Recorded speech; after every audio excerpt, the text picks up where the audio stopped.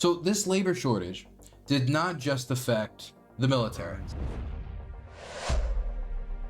This labor shortage affected other industries as well. It became more difficult for the general population, because it's not just that the Russians are losing a ton of people through fighting the war. They have come with really high casualties, but it's not just that has caused this problem. It's a general decline in demographics from the Russian side since the collapse of the Soviet Union. You hear often the statistic about the Ukrainian soldier, of like the average Ukrainian soldier is over the age of 40. Yeah, well, so is the average Russian soldier. While there might be like a few years difference, both countries have dealt with demographic declines following the collapse of the Soviet Union, with less people being born, meaning that the average age of both populations are headed towards midlife crises. And so this has not just affected the actual soldiers, this has affected other industries, including industries related to the war: ammunition production, drone production, the repair and construction of military vehicles, or anything that is necessary for war fighting.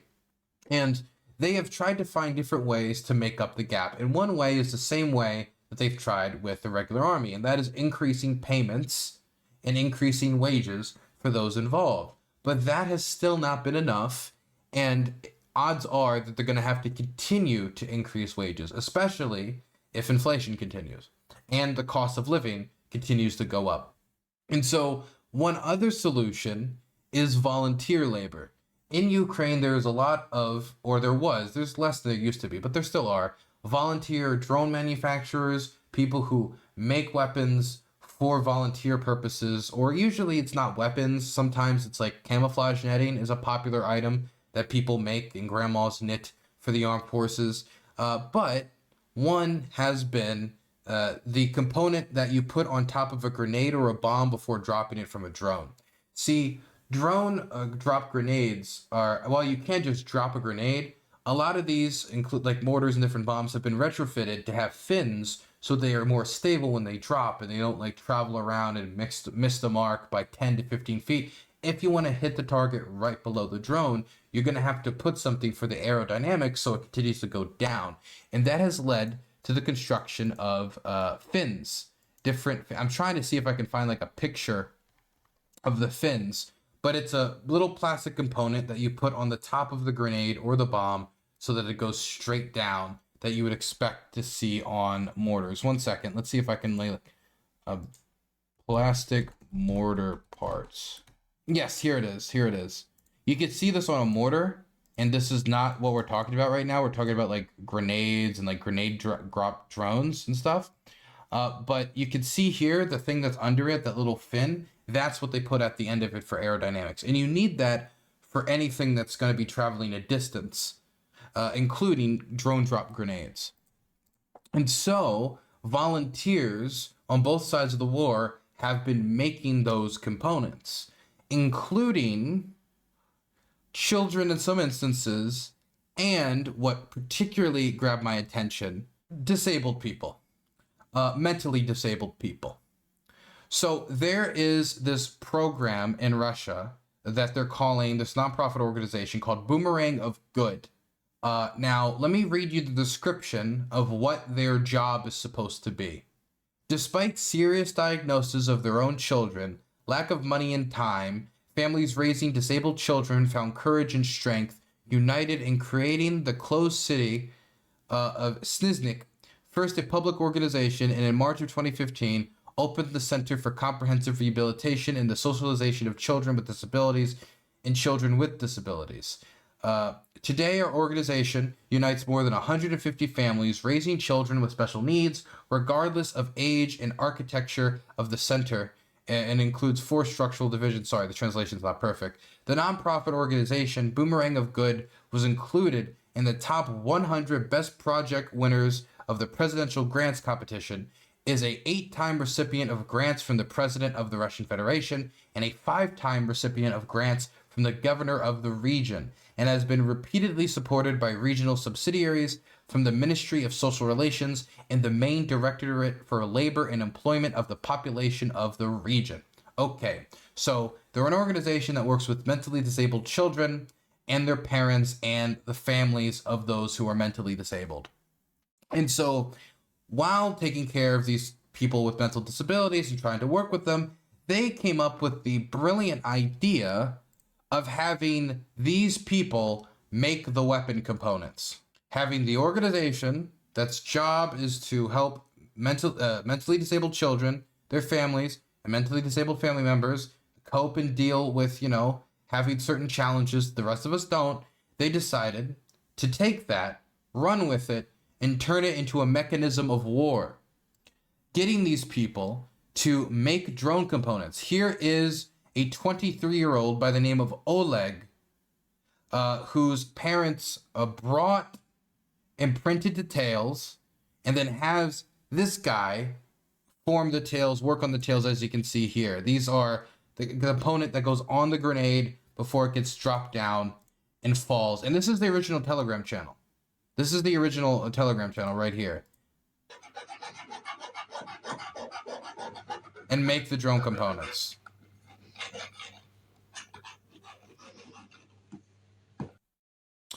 Here's another video here. This one has more upbeat tunes than the other one. We continue to introduce our assistants, volunteer of the project Special Care, Boomerang of Kindness. Assembling the stabbers is very painstaking work. Thank you for your work. Together, Russia will win. And then you can see that, it's a bunch of people working in a room working on these drone components. I'm not going to play it due to the copyright reasons around the music, but here you can see a photo of them working. You can see people giving it thumbs up and shaking its hand in reaction to it. People approving of it in the social media. But this is the use of mentally disabled people and their families in order to produce weapons for the Russian war machine. Now, there are volunteers on both sides of this war.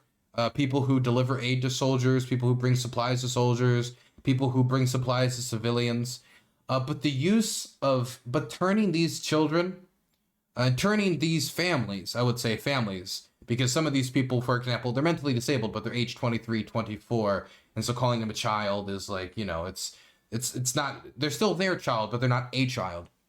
They're taking these mentally disabled people in an organization that was made for them, for the mentally disabled people, and to take care of them and to support them and to bring them into the arms of wider society and say, we in Russia still love you, even if you have some difficulties that the rest of us don't. Instead, that organization is being turned into a weapon to make drone components that'll be dropped on soldiers in another country that they're invading and trying to conquer and colonize. And you want to know the worst part about it? This is being shown at the same time, and this is being shown to the public and bragged about. At the same time, reports are coming out of a human safari in Kherson. We just had somebody release a documentary, like a 30 to 40 minute documentary about it, and it's getting shared a ton on social media.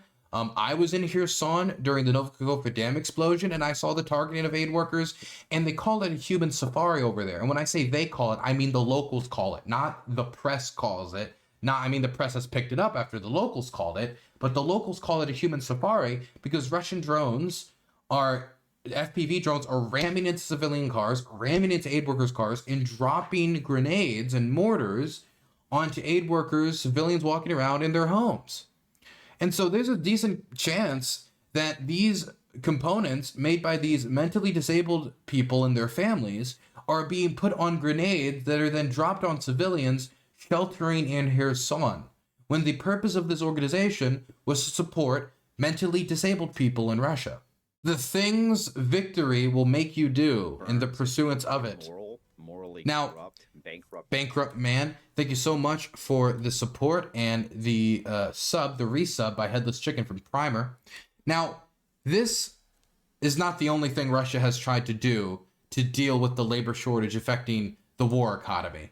The Russians have recruited a lot of foreigners in order to try to make up that gap, both in the armed forces, where we have seen Sri Lankan and Chinese people and some South Americans, I believe a few Cubans, some Serbians, even though technically it's against Serbian law. And if you go back to Serbia, you can get in a lot of trouble because Serbia is trying to play the West and the East a little bit. And so they don't want to piss off the West too much. And so they have laws about this.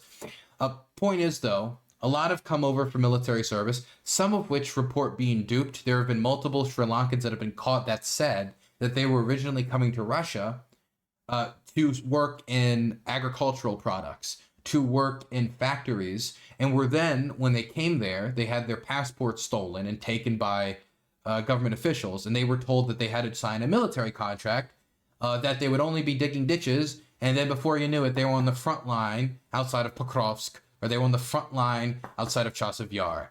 And now, these stories, you don't necessarily have the ability to just take them at face value, because if you capture a foreign mercenary fighting for the Russians for pay, it might help you, if you're that foreign mercenary, if you can convince your captors, or at least from their perspective, that you weren't here out of choice. You came here to do something totally different, and you were tricked, and really, you're a victim too. So we can't say for sure, because there is an incentive on those who are captured to try to paint it as if, you know, they're a victim as well. That's why it's also difficult to necessarily take anything that like Russian POWs say at face value when it comes to their treatment by command, or, you know, anything like that.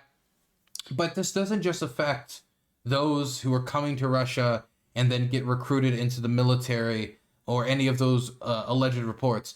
This would also, if this is a practice Russia's doing, affect other sectors of the economy as well, imaginable. Because if you are willing to force somebody to go into the armed forces, then it would certainly be easier to force them to make weapons. And we've gotten a report from AP that Africans who have come to Russia to work, who thought they were going to be working in non-war related industries, come to Russia, and then were duped and tricked into building weapons to be used in Ukraine to support the war effort. Let me read some of this for you. By Emma Boros and Lori Hinnant. The social media ads promising young African women a free plane ticket, money, and a faraway adventure in Europe. Is an immoral, morally corrupt, bankrupt man. The Cabley, thank you so much for the primer. And dropping that in chat, being sub for 3 months. I forgot to sub. Don't worry. I got you, baby. Thank you. Where were we? Oh, yes. The social media ads promised the young African woman a free plane ticket, money, and a faraway adventure in Europe. Just complete a computer game and a 100-word Russian vocabulary test. But instead of a work-study program in fields like hospitality and catering, some of them learned only after arrival on the steppes of Russia's Tatarstan. This is out in deep eastern Russia, that they would be toiling in a factory to make weapons of war, assembling thousands of Iranian-designed attack drones to be launched into Ukraine.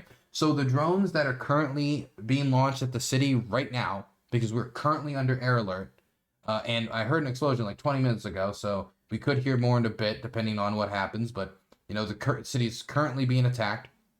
Those drones are the ones they're talking about. So these are people being tricked, foreigners being tricked to come to Russia to join the economy, only to be recruited into the war economy and then make drones that are ramming into Ukrainian cities. In interviews with the Associated Press, some of the women complained of long hours under constant surveillance, of broken promises about wages in areas of study, and of a working with caustic chemicals that left their skin pockmarked and itching.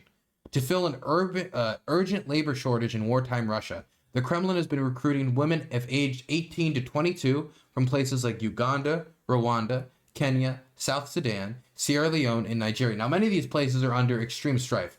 South Sudan, especially. I do know that Sierra Leone also has its own problem. But anyway, continuing.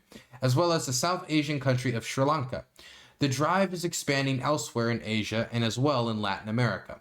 That has put some of Moscow's key weapon production in inexperienced hands of about 200 African women who are working alongside Russian vocational students as young as 16 in a plant in Tartarstan's Albungia Special Economic Zone. So when we talk about like young people making, like, it is in the factories themselves, not even as volunteer work. They got 16-year-olds working to make bombs. About 1,000 kilometers, 600 miles east of Moscow, according to the AB's investigation. I didn't really know how to make drones, said one African woman who had abandoned a job at home and took the Russian offer. The AP analyzed satellite images of, and you got to think about that. You just fly to Russia. What if they don't cover the flight back if you want to leave?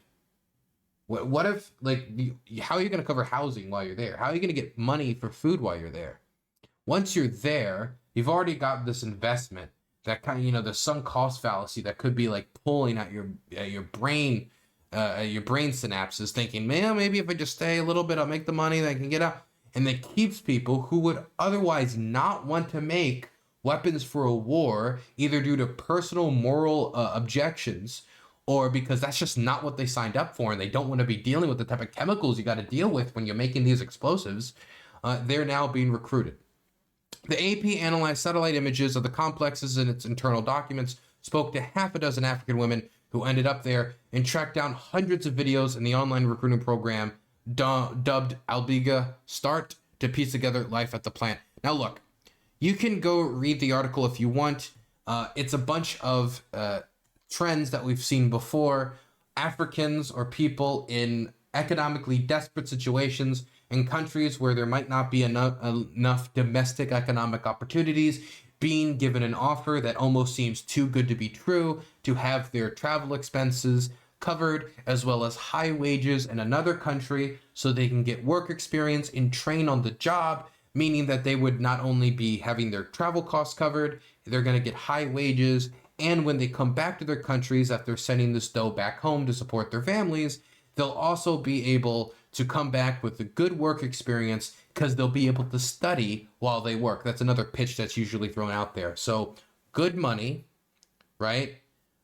Decent money, travel expenses covered, and you're going to come away with it with much more experience. Instead, what you get is Shaheed weapon production, no coverage of a trip back. Now that you're in the country, they're not going to cover your trip back. So if you wanted to get out, you got to find more money somehow. And you wouldn't be taking up the job in the first place if you weren't economically desperate to deal with toxic chemicals that you never signed up to deal with.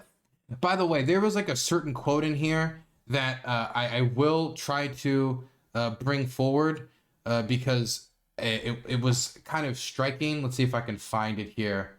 Here it is. The African women, workers maltreated like donkeys. Although one woman said she loved working at the place because she was well paid and enjoying meeting new people and experiencing a different culture, most interviewed by AP disagreed about the size of the compensation and suggested that life there did not meet their expectations. The program initially promised recruits $700 a month, but later social media posts put it at over $500. The airframe assembly workers said the cost of their accommodation, airfare, medical care, and Russian language classes were deducted from their salary. So that means, hey, we're going to cover your flight, we're going to cover your accommodation, we're going to cover all these classes. So, hey, you want to do these lessons so you can come back with more experience? You want to do Russian language classes, which are really mostly probably just going to be useful here? Well, you can, you just have to pay for it. And you have to pay for it out of your salary. So not only was the payment they offered not true, but the benefits that they offered for the job was not true. It'd be like, yes, I'm giving you a healthcare plan, but we also are reducing your salary by $10 a month to pay for the healthcare plan. I was like, okay, well, I feel like that should have been included somewhere, huh? The airframe assembly worker said that the cost of accommodation, airfare, medical, and Russian language classes were deducted from her salary, and she struggled to pay for basic things like bus fare with the remainder. The African women are maltreated like donkeys, being slaved, she said, indicating that banking sanctions on Russia also made it more difficult to send money home. But another factory worker said she was able to spend up to $150 a month to her family. Send, not spend, send. So you have less pay than was offered. The benefits you have to pay for yourself. You're working with components that are going to be more toxic and bad for your health than you were led to believe, in an industry that has moral implications that you did not sign up for. If you wanted to go home to abandon all of this, it's going to cost you more money that they're not going to cover, because even the accommodations that they originally offered are not being covered, and because of sanctions on the Russian Federation that many of them probably did not even know about. Who knows the ins and outs of the Russian banking system? Also make it more difficult for many of them to be able to send money back to their homes. Well, not all of them, and I'm sure they can find maybe some cryptocurrency workarounds. Not many people are trading in cryptocurrency at the local markets in Sierra Leone. So a little bit different than what the Russians advertised. But if you are dealing with an economy that has a demographic issue, plus you're offering $31,000 is a first-time payment just to get people to pick up a rifle to go over there and fight. I mean, you having a hard enough time trying to offer the money necessary and make the payments to the soldiers already in the field. You should see how many Russian soldiers complain about them not getting paid properly. So this is not just a problem that is, within the labor market of those supporting the war economy. But if you're having troubles paying for the soldiers already employed in the army, then it shouldn't be that surprising that the foreigners that Putin does not need to rely on for his base of support at home, these people don't, they're not going to be living in Russia forever. These are not people that make up Putin's base of power. These are not the middle-class Muscovites that are looking towards stability as an indicator of whether they're going to continue to support the regime. These are people that you can afford to piss off because they're not those who would end up determining the future of the country. They're people with few ties to the country. And so these are the people that can be, quite frankly, mistreated and maltreated. And so if they can be maltreated, when it comes to Russian employment right now, they are going to be maltreated. And so, I mean, I feel bad for them that they were duped, that they were tricked. They probably should have asked more questions. Of course, there's some personal responsibility here. If a country at war is all of a sudden offering you an offer that's too good to be true, if it's an offer that's too good to be true, it probably is. Maybe there should have been more questions asked about what type of employment, et cetera, et cetera. But at the end of the day, these are still people trapped in a country making weapons for a war machine that they didn't sign up for, thinking that they were going to get an opportunity to leave their small-time town and be able to give them an economic future, and instead they found themselves in a prison. And I'm very sorry for them, but I'm also more sorry for the families that are getting hit with the bombs.